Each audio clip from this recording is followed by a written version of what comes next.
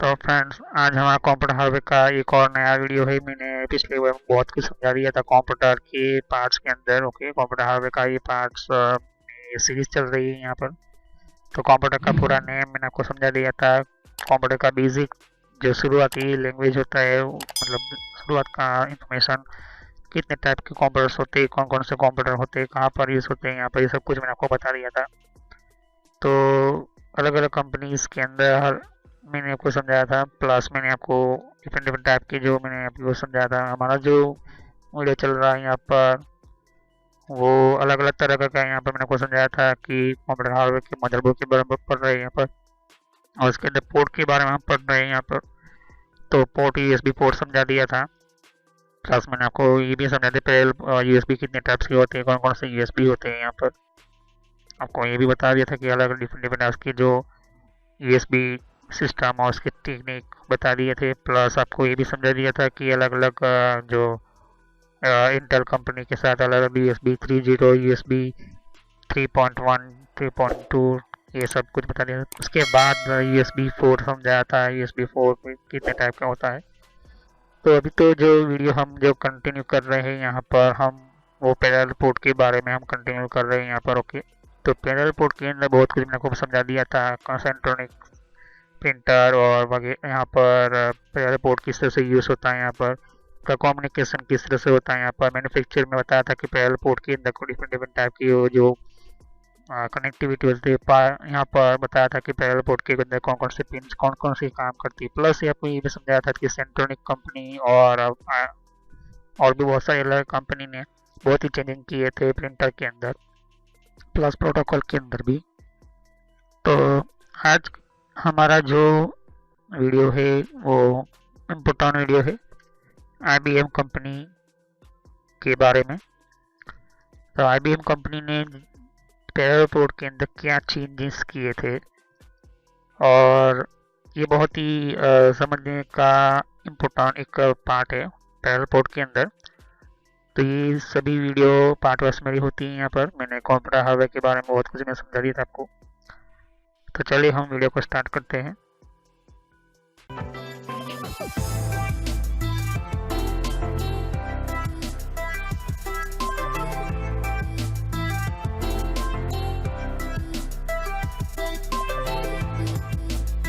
तो वीडियो को स्टार्ट करने से पहले मैं आपको छोटा सा मैसेज देना चाहता हूँ कि इस तरह से आप सोशल कॉलेज एंड एंटरटेनमेंट लिखोगे तो इस तरह से मेरा चैनल आ जाएगा।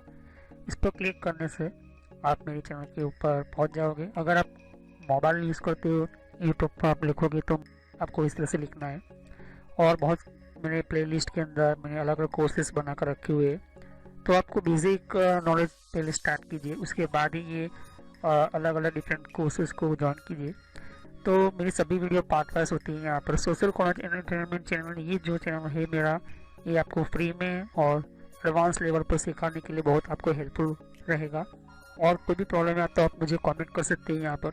और यहाँ पर आप देख सकते हो कि जितने भी हमारे नए नए वीडियो होते हैं, तो अगर आपको नई नोटिफिकेशन मिले, आपको पता चले कि नई वीडियो कौन सी आई है, तो आप सब्सक्राइब कीजिए, जिससे कि आपको नया, और साइड पर बेल आइकॉन होता है, इसके ऊपर क्लिक कीजिए, तो इससे आपको पता चलेगा कि नया वीडियो मेरा कौन सा है। तो चलिए हम वीडियो को कंटिन्यू करते हैं। जैसे कि आप देख सकते हो कि सामने आईबीएम कंपनी का मैंने बताया यहाँ पर। तो समझते पहले, IBM release the IBM personal computer in 1981 and included the variant of a Centronics interface.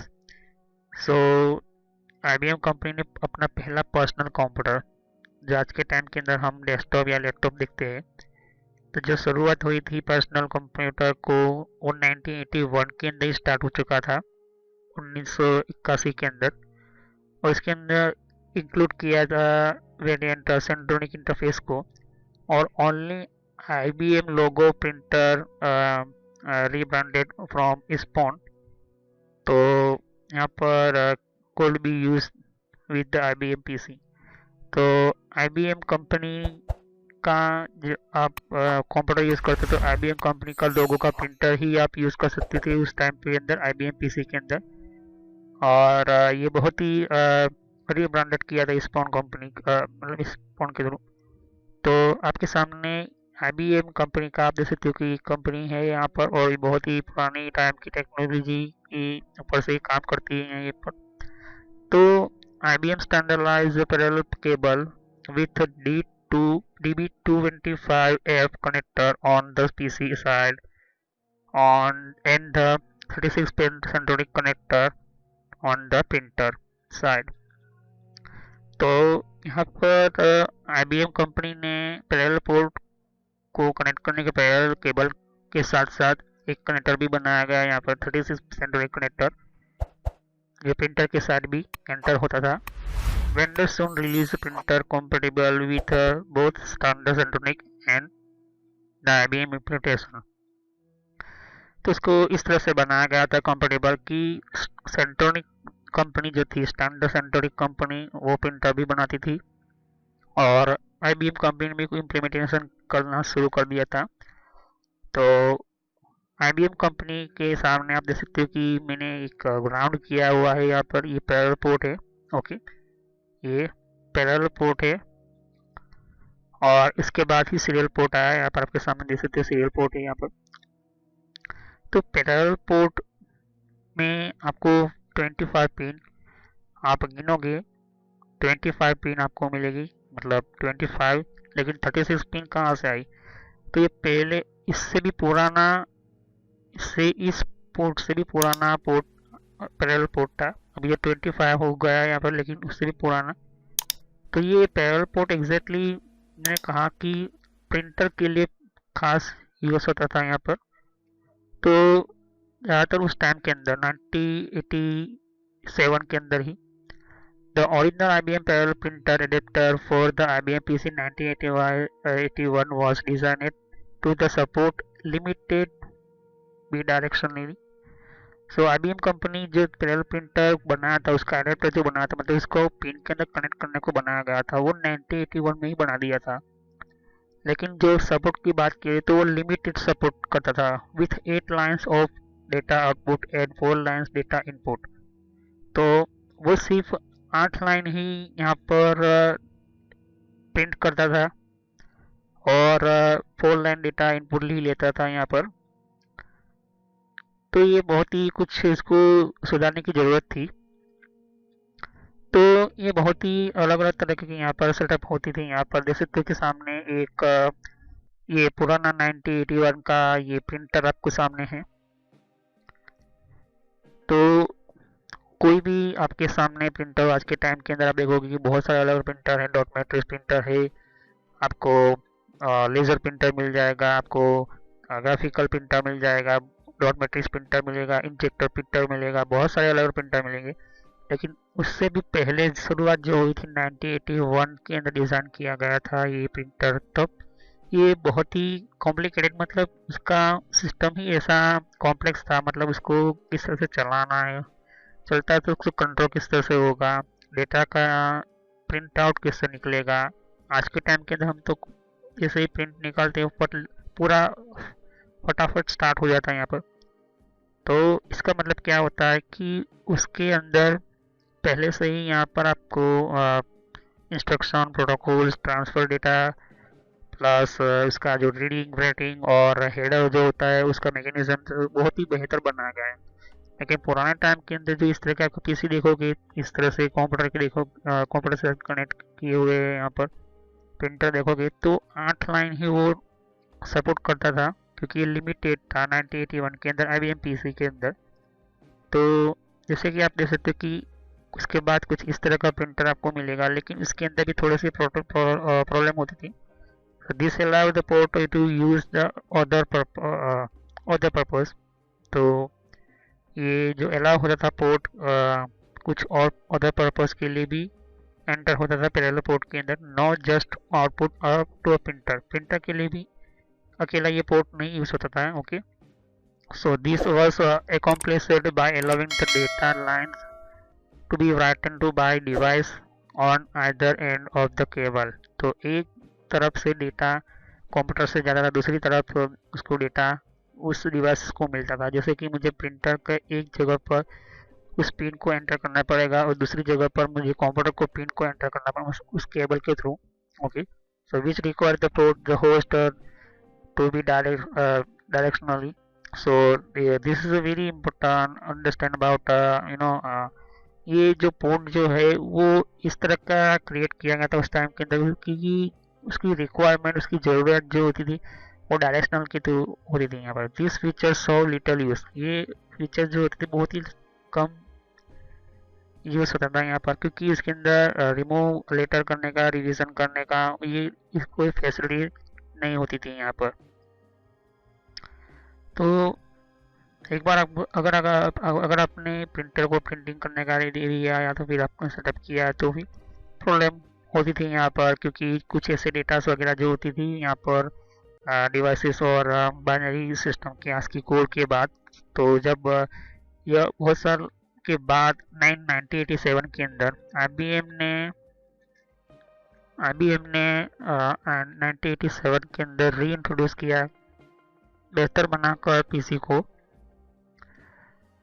और साथ ही साथ उसके ऊपर जो भी direction interface IBM PS2 series start हुई। तो where it could be enable और disable for compatibility with application. तो कुछ इसके अंदर प्रोग्राम एंटर किए गए थे, मैंने जैसे कि कहा कि जब कोई भी इनेबल होता है या डिसेबल होता है, मतलब कोई भी कनेक्शन स्टार्ट होता है या बंद होता है, तो उसकी कंपैटिबिलिटी एप्लीकेशन जो होती है, मतलब उसकी रिलेटेड एप्लीकेशन कंप्लीट है, कंपेटेबल है, तो उसको hardware not to expect the printer port to be directionally. Okay, तो जब हार्डवेयर नॉट एक्सपेक्ट करता है, मतलब प्रिंटर पोर्ट डायरेक्शनल की तरफ मतलब सही तरीके से काम करे, तो ये इस तरह का कुछ 1987 के अंदर प्रिंटर बनाया गया था। उसका हेड के ऊपर भी बहुत ध्यान रखा गया था। तो IBM कंपनी का री इंट्रोड्यूस हुआ इंटरफेस को IBM PS2 सीरीज के अंदर। तो इतना ये इनेबल और डिसेबल करने की कंपैटिबिलिटी, कुछ एप्लीकेशन मतलब उसके अंदर से कंट्रोल करने का, उसको स्टार्ट करने का, इसको किस तरह से का प्रोसेस होगा, इसको किस तरह से सेटअप होगा, ये कुछ इसकी प्रोग्रामिंग सिस्टम एंटर की गई जिसको ASCII कोड कहा जाता है यहाँ पर। तो कुछ आप देखोगे कि नोटपैड की बात मैं बात करूँ, हमारे कंप्यूटर के अंदर नोटपैड होता है। तो नोटपैड बहुत ही पुराना ही सॉफ्टवेयर है, पुराना ही उसकी एप्लीकेशन है। तो उस तरह की बहुत सारे यहाँ पर प्रोग्राम एंटर उस टाइम पर DDoS कमांड बेस और कमांड लाइन सिस्टम ही यूज होती थी यहाँ पर कमांड के थ्रू इस टाइम के अंदर देखते हो। तो ये बहुत ही IBM कंपनी ने यहाँ पर सेटअप किया था। ओके, उसके बाद हम स्टार्ट करेंगे B electronics. Okay, next video के अंदर। तो बी इलेक्ट्रॉनिक्स ये कंपनी ने कौन कौन से आविष्कार किए थे पैरेलल पोर्ट के अंदर, तो ये बहुत ही और अच्छी तरह से बी इलेक्ट्रॉनिक्स कंपनी का ये बहुत ही अच्छा एडवांस और हाई लेवल टाइप का उन्होंने सेटअप किया था। तो नेक्स्ट वीडियो में हम कंटिन्यू करेंगे बी इलेक्ट्रॉनिक्स। सो सब्सक्राइब कीजिए मेरे चैनल को, लाइक कीजिए, बेल आइकन पर क्लिक करना ना भूलें। जब हम कोई भी मैं नए वीडियो को अपलोड करूँगा तो आपको पहली जानकारी मिलेगी। Okay, so thanks for watching my video, have nice day. हम नेक्स्ट वीडियो में मिलेंगे बी इलेक्ट्रॉनिक्स के सब्जेक्ट के ऊपर। तो कोई भी क्वेश्चन होता है आप मुझे कमेंट कर सकते हो। ओके, तो thanks for watching my video, have nice day. तो फ्रेंड्स, वीडियो पूरा होने के बाद भी मैं एक छोटा सा मैसेज देना चाहता हूँ। यहाँ पर देख सकते हो कि बहुत आपको नए नए वीडियो आते हैं, तो यहाँ पर सब्सक्राइब पर क्लिक कीजिए, और सब्सक्राइब पर क्लिक करने से और बेल आइकन पर भी क्लिक करना होगा आपको। इससे क्या होता है कि आपको नोटिफिकेशन मिलती है, मतलब एक मेरा मैसेज मिलता है कि कौन सा नया वीडियो अपलोड होता है। हर वीडियो की अलग अलग मेरे रीज़न होते हैं। ओके, और हर वीडियो मेरा पार्ट वाइज होता है। तो सभी वीडियो पार्ट वाइज होने के कारण आप यहाँ पार्ट वाइज पढ़ोगे तो अच्छी तरह समझ में आएगा। प्लेलिस्ट पर क्लिक करोगे यहाँ पर, तो ध्यान से देखिए कि बहुत सारे यहाँ पर मेरी प्लेलिस्ट क्रिएट करके रखी हुई है। तो किस तरह से आपको आप नए कंप्यूटर में हैं तो आप बेसिक स्टार्टिंग यूज़र ये जो है प्लेलिस्ट वहाँ से शुरुआत कीजिए, जिससे कि आपको और अच्छी तरह से समझ में आए। अगर आप नए नए कंप्यूटर में यूज़र हो तो नए कंप्यूटर के यूज़र के अंदर आपको ये पहले ये वीडियो देखिए। इसके बाद यहाँ पर आप देख सकते हो कि आप विंडो 7 यूज़ करो या विंडो 8 यूज़ करो या विंडो 8.1 यूज़ करो या विंडो 10 यूज़ करो। ये बेसिक स्टार्टिंग जो यूज़र्स होते हैं बेसिक के लिए होते हैं, उसके बाद आपको माइक्रोसॉफ्ट का ये जो वीडियो होता है ये बेसिक स्टार्टिंग यूजर्स के लिए, यहाँ पर MS ऑफिस का भी मैंने प्लेलिस्ट बनाकर रखा हुआ है। तो माइक्रोसॉफ्ट जो बेसिक कंप्यूटर लोगों को पढ़ाने वाला होता है, यहाँ पर लोग कंप्यूटर का बहुत ही यूज होने वाला होता है, इसके लिए होता है। अब उसके बाद पढ़ने के बाद सॉफ्टवेयर पढ़िए, सॉफ्टवेयर की प्लेलिस्ट अलग अलग मैंने बना कर रखी है। साथ ही मैंने कंप्यूटर हार्डवेयर का भी मैंने वीडियो बना कर रखा हुआ है, कंप्यूटर हार्डवेयर का भी मैंने बना कर रखा है यहाँ पर अलग से प्लेलिस्ट। तो यहाँ पर देख सकते हैं कि सॉफ्टवेयर जो है, यहाँ पर सॉफ्टवेयर का भी मैंने अलग से मैंने प्लेलिस्ट बना कर रखा हुआ है। तो पहले आप बेसिक से शुरुआत कीजिए। तो बेसिक में माइक्रोसॉफ्ट का किस तरह से कितने टाइप की सॉफ्टवेयर होती है उसकी भी मैंने यहाँ पर वीडियो बनाकर रखी हुई है, वो प्लेलिस्ट बनाकर रखी हुई है यहाँ पर। ओके, और यहाँ पर फिर वेबसाइट को किस तरह से यूज़ करना, जैसे कि वेबसाइट कौन कौन सी होती है, ईमेल की कितने टाइप की सेटिंग्स होती है, ईमेल कौन कौन सी होती है, फेसबुक क्या होता है। तो ये जो मिक्स में है, लेकिन अगर आप चाहते हो कि अलग अलग कैटेगरी वाइज, तो आपको यहाँ पर फेसबुक की अलग प्लेलिस्ट मिल जाएगी, जीमेल की अलग से प्लेलिस्ट मिल जाएगी। तो फेसबुक लोग इस्तेमाल करें फिर भी उनके फेसबुक अकाउंट हैक होते। और कंट्रोल पैनल भी, ये भी बहुत बड़ा इंपॉर्टेंट टॉपिक है। कंट्रोल पैनल का ये भी बहुत ही इम्पोर्टेंट सिस्टम है। अगर आप ये कंट्रोल पैनल नहीं पढ़ते हो तो आपका 50% कंप्यूटर जो 50% जो कंप्यूटर का जो पूरा कंट्रोल होता है वो कंट्रोल पैनल के अंदर ही होता है। तो ये कंट्रोल पैनल आप पढ़े, वो सभी वीडियो पार्ट वाइज ही है। और यहाँ पर आप देख सकते हो कि और भी बहुत कुछ प्लेलिस्ट आपको मिलेगी। तो पहले आप बेसिक से शुरुआत कीजिए, बेसिक माइक्रोसॉफ्ट से, फिर उसके बाद आप हार्डवेयर पढ़े। और ये जो मैंने अभी प्लेलिस्ट अभी ओपन कर रही है यहाँ पर हो रही है, यहाँ पर ये जो है नेटवर्क का वीडियो है, ये नेटवर्क के सभी प्लेलिस्ट है। तो अगर आप कंप्यूटर के फील्ड में कंप्यूटर हार्डवेयर अच्छी तरह से पढ़ चुके हो, कंप्यूटर हार्डवेयर पढ़ने के बाद आप नेटवर्क में जाना चाहते हो, तो आप नेटवर्क में जाइए और नेटवर्क की बारे में पढ़े कि हमारा कंप्यूटर का इंटरनेट नेटवर्क किस तरह से चलता है। फिर इसके बाद यहाँ पर कंप्यूटर हार्डवेयर देख सकते हो कि मैंने कहा कि ये कंप्यूटर हार्डवेयर का वीडियो है। तो नेटवर्क पढ़ने से पहले कंप्यूटर हार्डवेयर कंप्लीट आपको समझ में होना चाहिए, आपको समझना होता है। यहाँ पर कंप्यूटर हार्डवेयर के बिना आप इस तरह से कोई भी स्टार्ट नहीं कर सकते हो। तो सभी वीडियो मेरे कोर्स जो होते हैं फ्री में है, बाहर आपको पे करना पड़ता है, पैसे देना पड़ता है, लेकिन यहाँ पर फ्री में है। तो चलिए हम नेक्स्ट वीडियो में मिलते हैं।